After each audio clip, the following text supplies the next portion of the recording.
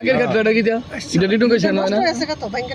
Ready করতে হবে না আগের ঘাটলাটা জায়গাটা তো সুন্দর জায়গা আগে এই যে ঘাটলাটাই এটার পিছন দিয়ে সেলফি তুলো না এটা ইয়ে না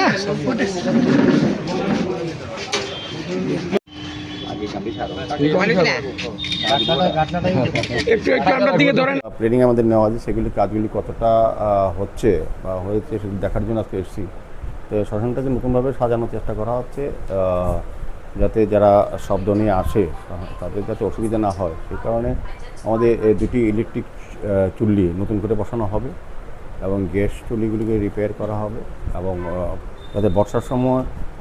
দাহ করা যায় সেই কারণে ওই রাস্তার পাশে একটা নতুন করে চুল্লি তৈরি করা হবে। তো এইটা পরে না ভিতরে যেহেতু বর্ষার সময় জল ওঠে